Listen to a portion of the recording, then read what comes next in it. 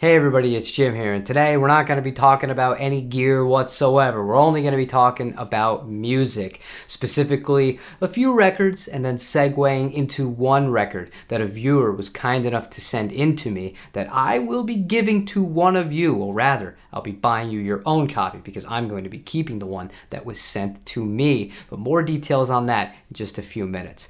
To begin with here, when I lived in San Diego, one of my absolute favorite things to do was go to thrift stores to buy all sorts of stuff, but mainly to buy vinyl records because they were cheap.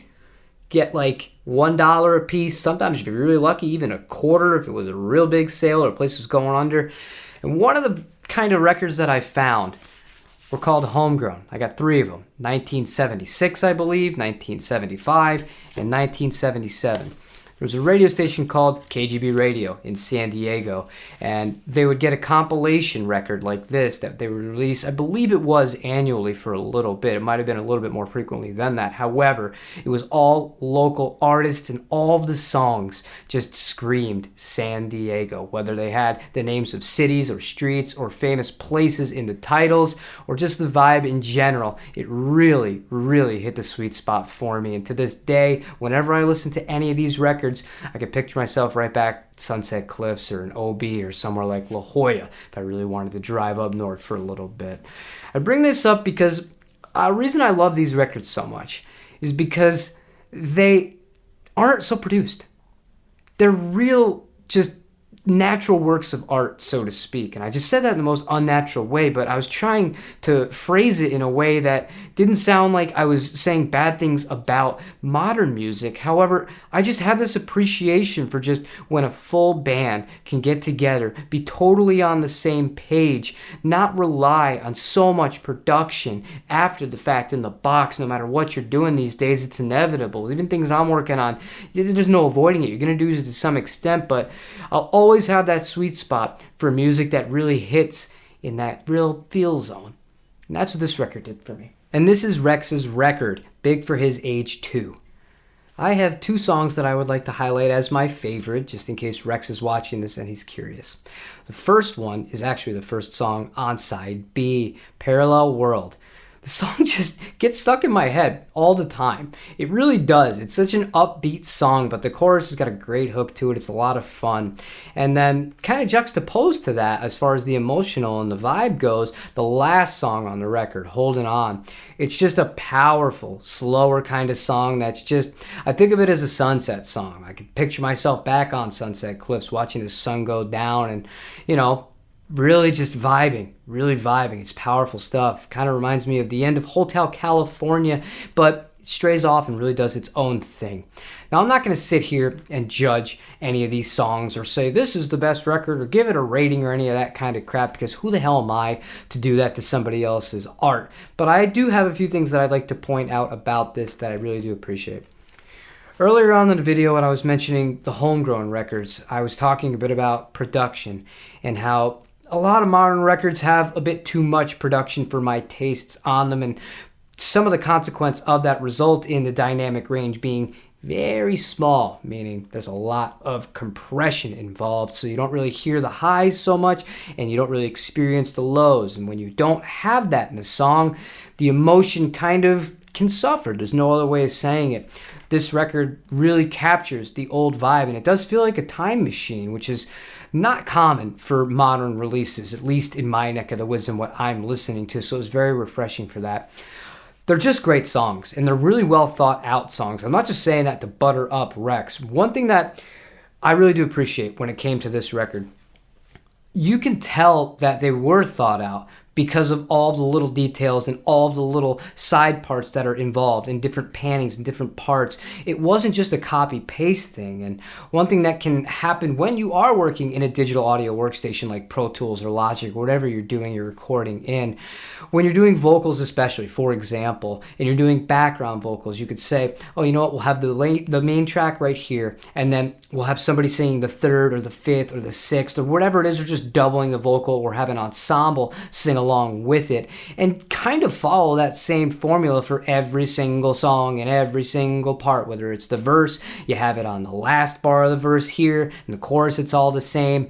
That's not the case with this. Everything is there for a reason. There's many different guitar parts scattered across this that have really good choices as far as the panning goes, at least to me, in my opinion, and what I like as a listener. It's just well done and it's well thought out.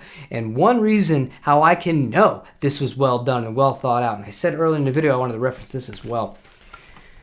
In this actual pamphlet here, not a pamphlet, it's inside of a record cover, but you have all of the lyrics of the songs. Now, at the end of all of these, it says when they were actually copywritten. First song, Golden Boy, 2006, Rex Anderson. Second song, Old Man, 2019, Rex Anderson. We'll go Parallel World. That was 2008, Rex Anderson. My point, and why I illustrate this, is to show that this wasn't a flash in the pan. This wasn't a 6-month thing. This wasn't a 1-year thing. This took almost 20 years to compile into a record. And I really, really respect that. And it should give you confidence if you're somebody who has songs and maybe they haven't gotten anywhere, or maybe they're not done to you yet, or you're not quite happy with them, rather, just haven't gotten around to recording. There's always time. As long as you're live and kicking, you can get it done, but you gotta actually do it. And I respect the hell out of you, Rex, for doing it. I really do. You did a great job. I'm really, really blessed that you were kind enough to send me this to listen to. I don't like to make snap judgments on records. I might have said this earlier in the video. I apologize if I'm repeating myself, but I gave this a long time to really wear in and get a feel for the record and form an opinion on it. And I really, really do enjoy listening to it. My wife really enjoys listening to it, and my kid kind of confuses it with the Homegrown records, and that's a really good thing in this household because, again, we love those records. So if any of you are interested in this and you would like to purchase it and directly support Rex, you can go to rexomatic.com. I'll leave a link in the description to his website. You can purchase it on either vinyl or on a CD. You could also pick up some merch if you want to do that. I will be giving away one copy to somebody who follows this channel and makes a comment. Here are the only rules. First of all, you have to have a record player. Otherwise, there is no point in me sending you a vinyl record.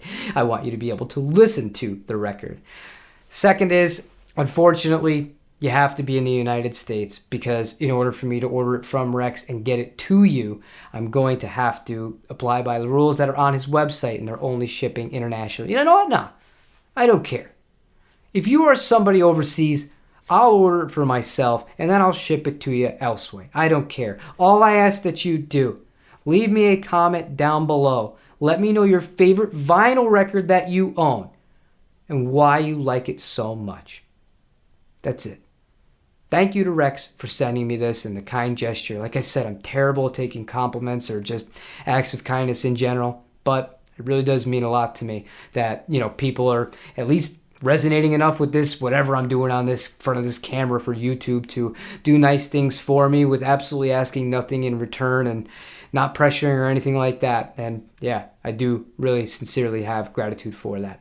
I have work to do myself though. That's the last thing I'm going to end this video on. This has been something that I've talked about in the past and I'm still working on right now. It's not something I've abandoned, but I got to get this damn record finished with my wife. I really got to. This is the final kick in the butt. And whether YouTube video upload frequency is going to suffer because of that, I mean, it is what it is. But I want to do that. That's what I want to do. I want to be a guitar player, not just a guy selling you stuff you might not need on the internet. Thank you for watching. I appreciate every single one of you guys. Thank you so much. I'll see you tomorrow on the live stream where we'll just talk about whatever you guys want to talk about. 12 p.m. Eastern Standard Time, just like every other Thursday. Go play your guitar, listen to a great record, and I'll see you on the next one. Take it easy.